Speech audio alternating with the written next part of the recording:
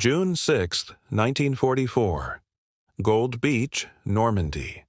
The sea is gray and churning, and the air is thick with the smell of diesel and cordite. A landing craft ramp crashes down into the surf, and instead of infantry wading into machine gun fire, something altogether stranger emerges. A tank rolls forward, but it is not shooting. It is unrolling a vast canvas mat across the sand, laying its own road as it goes, so that the vehicles behind it will not sink into the soft ground. Further along the beach, another tank drags a massive drum of chain that thrashes the earth ahead of it, detonating mines in a shower of sand and smoke before a single boot touches the shore. Nearby, a third tank flings a jet of blazing fuel across a German bunker, and for a moment the whole scene is lit orange, the screaming inside the position lost beneath the roar of the flame gun.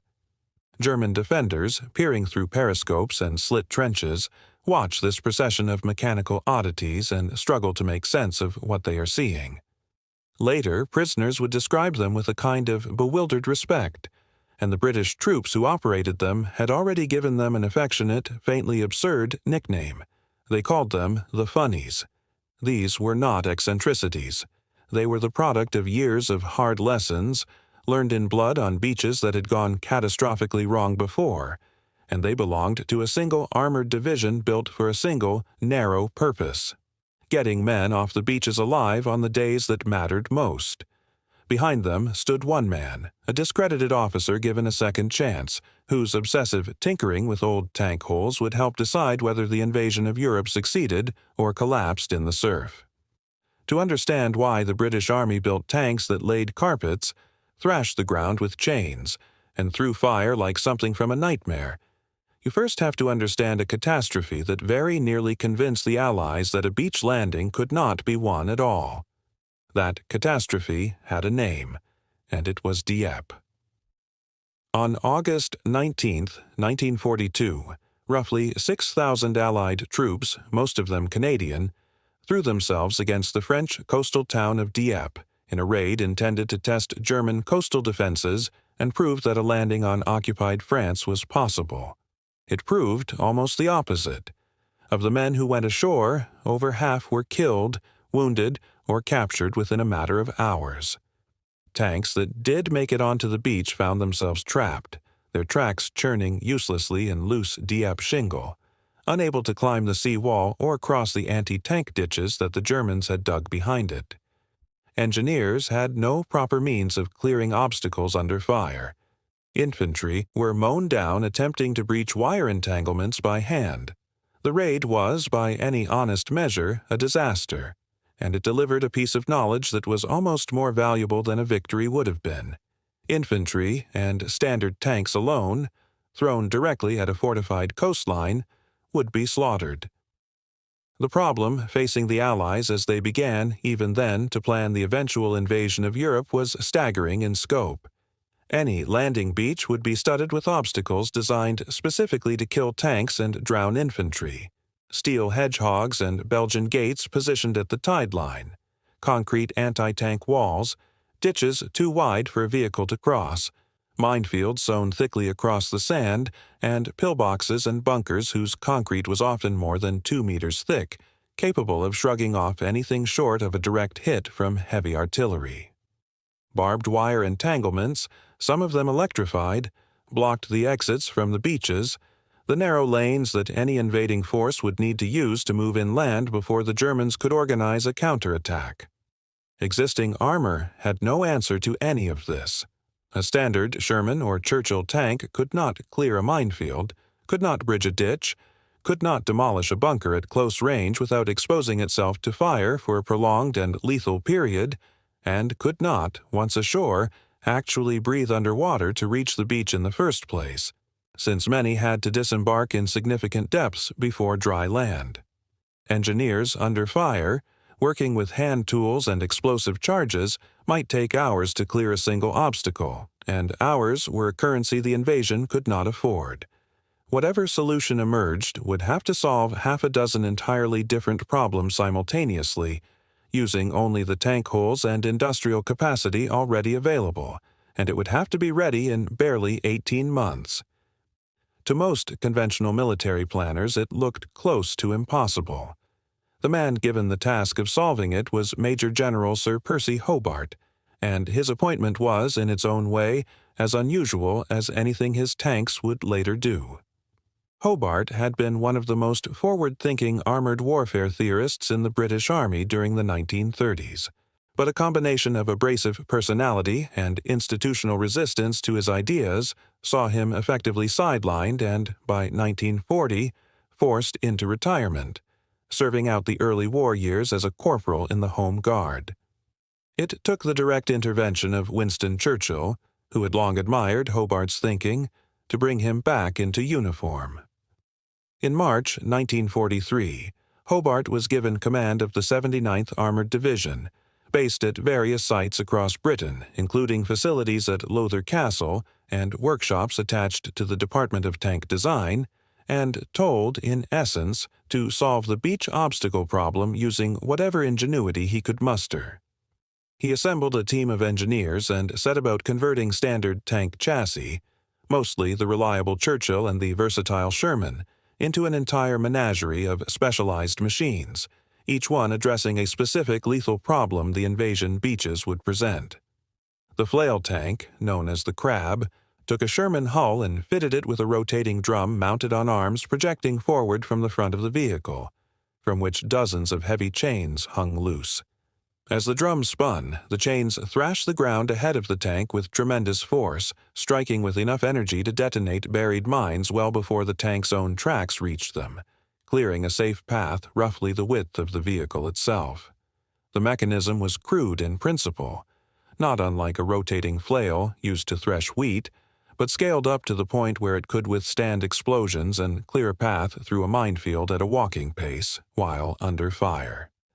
The Crocodile, built from a Churchill hull, towed an armored trailer carrying flame fuel and used a modified gun mantlet to project a jet of burning liquid that could reach well over 100 meters, roughly the length of a football pitch, engulfing bunkers and trench lines in fire that concrete alone could not stop. The Armored Vehicle Royal Engineers, universally known as the AVRE, mounted a short-barreled spigot mortar nicknamed the Petard, which fired a projectile often compared in size and shape to a dustbin lid, packed with enough explosive to crack open a concrete bunker at close range, something no conventional tank gun could achieve without dozens of rounds. Variants of the AVRE could also carry huge bundles of wood, called fascines, to fill anti-tank ditches so following vehicles could cross or unroll canvas and chest-spilling matting, in the case of the bobbin tank, to create an instant roadway across the soft, treacherous clay that lay behind many of the beaches. There were amphibious tanks, too, the duplex-drive Shermans, fitted with a collapsible canvas screen and propellers that let them, in theory, swim ashore under their own power before the screen was dropped and the main gun brought to bear. Manufacturing took place across British factories already tooled for tank production, at sites including Vauxhall's Works and various engineering firms in the Midlands, repurposing existing Churchill and Sherman hulls rather than requiring entirely new production lines, which was itself part of Hobart's genius. None of this demanded inventing a new tank, only reimagining what an old one could carry. Exact production figures for several variants remain difficult to pin down with confidence, since wartime secrecy and the sheer variety of specialist conversions make precise totals elusive. But several hundred of the various types were fielded across the invasion beaches by June 1944. Their operational debut came, overwhelmingly, on the beaches of Normandy on D-Day itself, though with a telling and instructive exception. At Omaha Beach, American forces largely declined Hobart's specialized armor, relying instead on standard duplex drive tanks launched too far from shore in rough seas, many of which sank before reaching the beach, and Omaha became the single bloodiest landing zone of the entire invasion, with American casualties running into the thousands within the first hours. On the British and Canadian beaches of Gold, Juno, and Sword, where the Funnies were used extensively, casualty rates were markedly lower and progress inland considerably faster. Crab flail tanks cleared paths through minefields at Sword Beach that allowed following infantry and armor to move off the sand within the crucial early hours before German defenders could properly organize. Crocodiles engaged bunker positions along the coast, and captured German accounts and prisoner interrogations afterward described a distinct psychological terror associated with the flame weapon, a fear that appeared to exceed even its considerable physical destructiveness, since burning to death was, to many soldiers, the most dreaded way to die on any battlefield. A VRS helped breach the sea walls and clear the beach exits that were essential for moving the invasion inland on schedule. Records of individual engagements remain patchy in places, since the chaos of the landings meant that not every action was documented in the detail historians might wish for, and some claims about the Funnies' effectiveness rest more on aggregate outcome. The striking difference in casualties between beaches, with and without them, than on a complete tactical record of each individual tank's actions that day. If you're finding this interesting so far, a quick subscribe genuinely helps the channel more than you'd think. Germany had nothing directly comparable ready for the same purpose, though not for lack of engineering ambition elsewhere.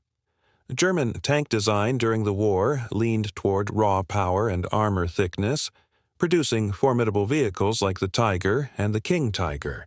But these programs were never oriented toward the specific problem of clearing an amphibious invasion beach, largely because Germany spent 1944 defending the coast rather than attempting to storm one. The closest German equivalents were static defensive works, the bunkers and obstacles the Funnies were built to overcome, rather than any mobile equivalent designed to breach them. The Americans, meanwhile, did request a small number of crab and crocodile variants for their own beaches, but the decision at Omaha to rely primarily on unmodified duplex-drive Shermans, launched further from shore than conditions safely allowed, is widely regarded by historians as a contributing factor in that beach's catastrophic casualty figures, a sobering counterfactual for what specialized armor might have achieved there too. In the wider context of Allied planning, the concept behind the 79th Armored Division, purpose-built engineering vehicles integrated directly into the assault wave rather than following behind it, was sufficiently effective that elements of the approach were studied and adapted by other Allied engineering corps later in the war, and the fundamental idea, using armored vehicles to solve engineering problems under fire rather than exposing sappers on foot, proved durable. The actual historical impact of Hobarts' Funnies is difficult to reduce to a single tidy statistic, and honest historians tend to resist doing so.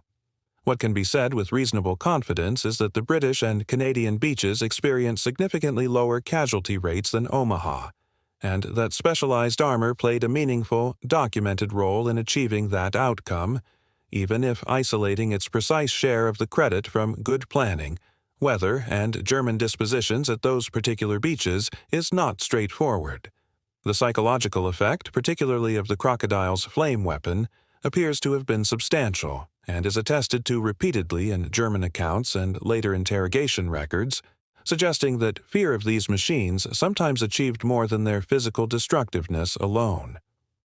The broader legacy of the 79th Armored Division's work fed into post-war thinking about combat engineering vehicles, and direct descendants of this philosophy, tanks built specifically to clear mines, bridge gaps, and support infantry under fire, remain a standard part of modern armored forces today. Surviving examples of several variants, including crab flail tanks and AVREs, can still be seen in museum collections in Britain, including at the Tank Museum at Bovington, where visitors can stand beside the very machines that once carried infantry off some of the deadliest beaches in modern military history. Return, for a moment, to that beach on the morning of June 6, 1944. Picture the scene again, the ramp crashing down, the canvas unrolling across wet sand, the chains thrashing the earth clear of mines, the terrible orange bloom of the flame gun against a concrete wall. None of it looked like war as anyone had imagined it before. It looked strange, almost comic, a procession of mechanical oddities that earned their nickname honestly. But strange was exactly what the situation demanded, because conventional tanks and conventional tactics had already failed, catastrophically at Dieppe, and would fail again, catastrophically at Omaha. On the very same morning, these odd machines were rolling ashore elsewhere. The men who built the Funnies did not care how peculiar their tanks looked. They cared whether soldiers survived the beach and whether the invasion of Europe could actually begin rather than dying in the surf, as Dieppe had. Percy Hobart, a man written off by his own army only a few years earlier, built an answer to an impossible problem using nothing more exotic than old tank hulls, chains, canvas, and fire. It should not have worked. It did. And on the beaches where it mattered most, the funniest tanks in the British Army turned out to be some of the most effective weapons of the entire invasion.